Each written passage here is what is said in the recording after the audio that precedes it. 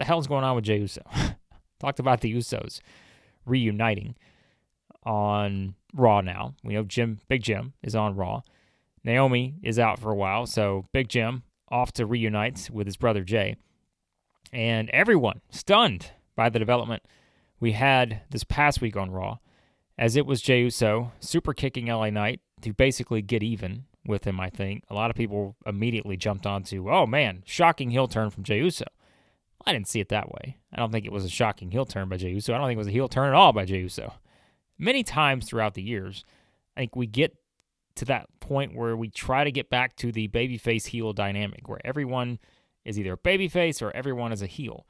In this era of Triple H, there have been many of those sort of shades of gray, right? There's that gray area where if babyfaces don't like each other, it's okay for them to fight against each other. We just saw that with Clash in Paris. The whole build-up was the fact that CM Punk was trying to get LA Knight and Jey Uso on the same page. Well, what happened? They couldn't get on the same page because these are three strong-headed men who all have the same goal, and that's to be the world champion. So they should butt heads. They shouldn't just be okay with each other all the time. And so I looked at it that way. And, Jey sees Jimmy and LA Knight hugging it out. Everything's okay. They've squashed the beef between them. And Jay's like, screw that. I'm just going to give this man a super kick, and then we're even. Now, they've also been playing up the idea that Jey Uso is embracing his inner Roman Reigns, right? Jimmy's like, hey, man, you sound like Roman. We're, talking about how we're going to smash them all. Either they acknowledge us or we smash them all. I like this twist that they're doing with Jey here. I don't think it has to be Jey Uso is a heel. Jey Uso is a heel. We're not in that era anymore where you have to clearly define someone as a face or a heel. He's Jey Uso. This is the new Jey Uso.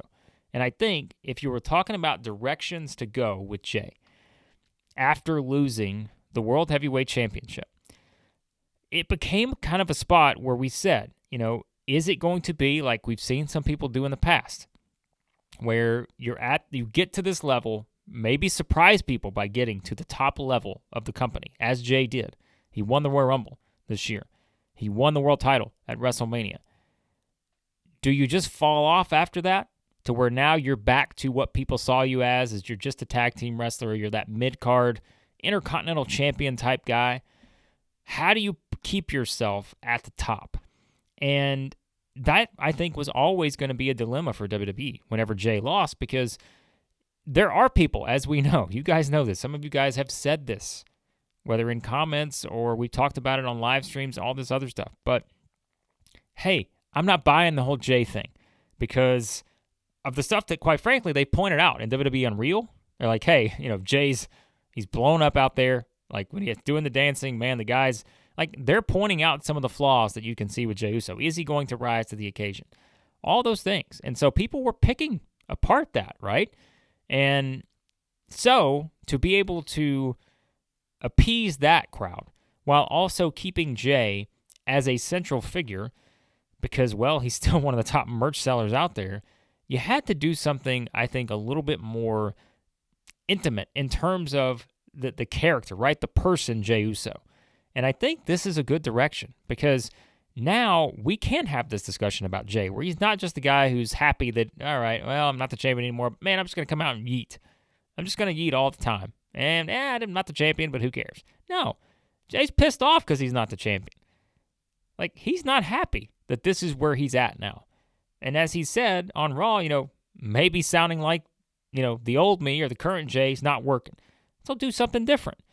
Don't just be the oblivious babyface that just does the same things over and over again and we just want to cheer with everybody and that's it. No, I want to know that you are pissed off that you lost the title, right? I don't want to sit there and be like, oh, this guy doesn't care. They just lost the world championship. He's the Royal Rumble winner and he doesn't care. Are you kidding me? He's moving on to something else? No.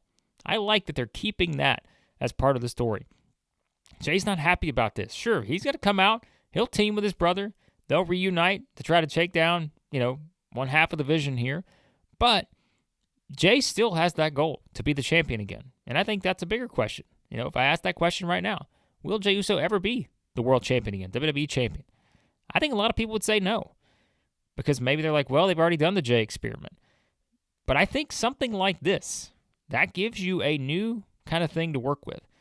my guess is that if Jey Uso does become the world champion ever again, it's probably going to be more of a heelish Jey that would do it, because that would be a different way you could go about doing it. But again, I don't think it has to be that straightforward right now, where all of a sudden, just because Jey kicks LA Knight in the face and got booed because he kicked LA Knight in the face, I don't think it has to be as simple as, all right, crowd's going to come out and just boo Jey Uso. No, next time the man's on screen, they're going to be yeeting everywhere, all over themselves, yeeting.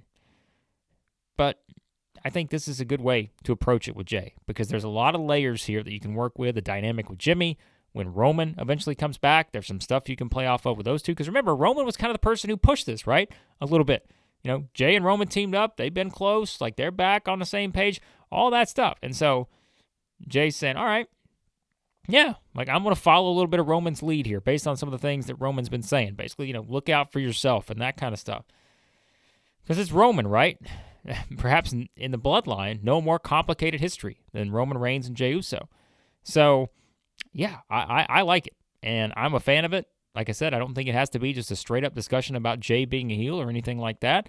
I think it's simply playing into the mindset of Jey Uso after the biggest year of his career, and now feeling like, how do I get back there? We've all been there. If anyone, you know, you've achieved a certain amount of success, and all of a sudden, you get knocked off the ladder a little bit. Man, you're itching to get back at the top. And so I like where they're headed with Jey. I'm not going to lie to you. I think this is a very interesting dynamic that they can use moving forward. And that's going to make for, you know, kind of a part of the story of the tag team match at WrestlePalooza. And it's going to make for the story, I think, of just the future for Jey Uso in WWE. So I'm into it. And we'll see what they do kind of coming out of this, you know, how they do it with a tag team match, because I don't want to spoil anything. I don't know if I like the Usos' chances in that tag team match at WrestlePalooza against Braun Breaker and Bronson Reed, but maybe that's another chapter in the new version of Jey Uso and where we could head coming out of WrestlePalooza.